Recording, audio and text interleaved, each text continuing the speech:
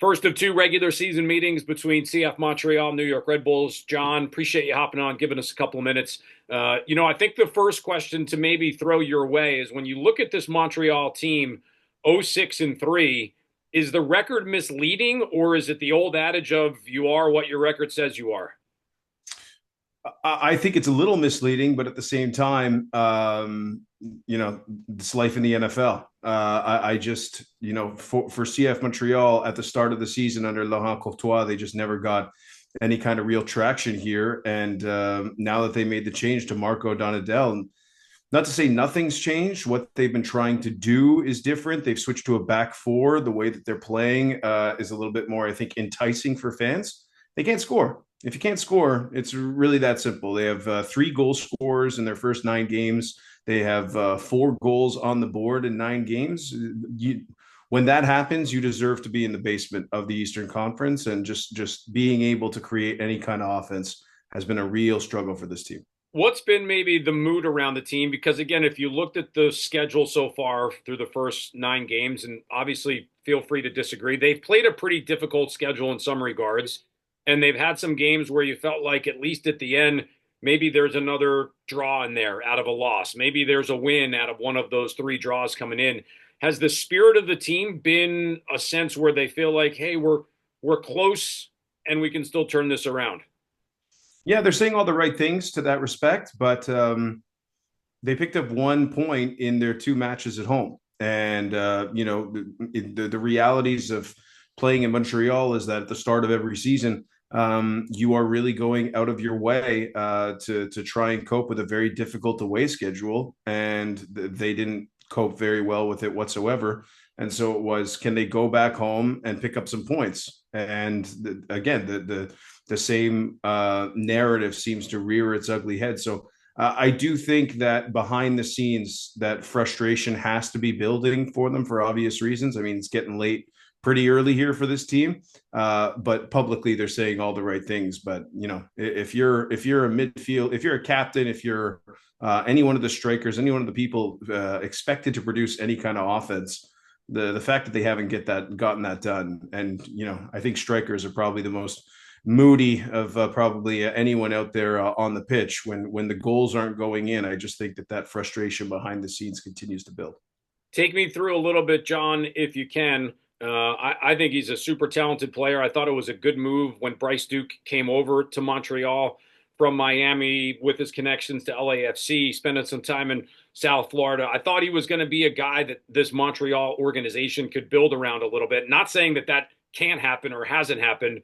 How is he viewed as a guy from a talent perspective who could be a trigger man for the offense to kind of get themselves back on track? You're talking strikers. He's more of that number 10 type guy who's probably waiting for the guy in front of him to get more involved. Yeah, I don't think it's helped that I think the system that they've played with before. I've spoken to Bryce, and they used to play 2 men in midfield with a back five or a back three, and I think that was very frustrating for him because they just got overrun in midfield over and over again, and he couldn't get the ball in pockets of space to really do anything.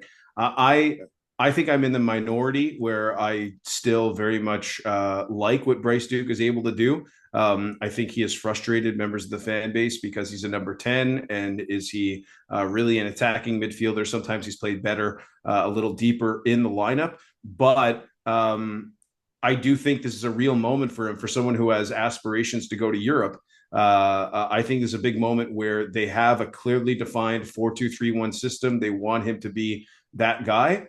And yet his problem has always been consistency. When he came over, the thought process was they were trying to replicate Georgi Mihailovic 2.0, and that just hasn't happened because the consistency in his play, and I think Bryce would be pretty honest with you about that, just has not been there. And so I still have, I wouldn't say high hopes, but I still have hopes for him to be that guy. But I do think that he frustrates a large portion of the fan base.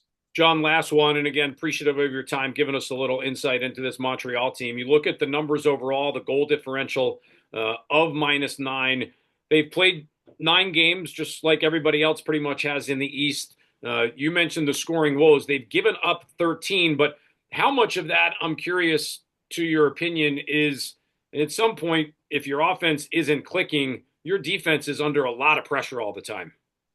Yeah, in fairness, I think that under Donadell defensively, they've gotten better, even though they've moved to a back four. George Campbell's been terrific. They're still trying to figure out who plays at right back for them. Luca Petrasso has kind of been a revelation. I think they're a middle of the pack defensive team. I don't think that's the problem for them. I think early on in the year, when the frustration with Courtois started to boil over, they kind of reverted back to something we saw last year, which was getting 3-4 goals shipped on them, and then it's basically game over and you're 40 minutes into the match. So I don't think necessarily those reflect the capability of them being good defensively.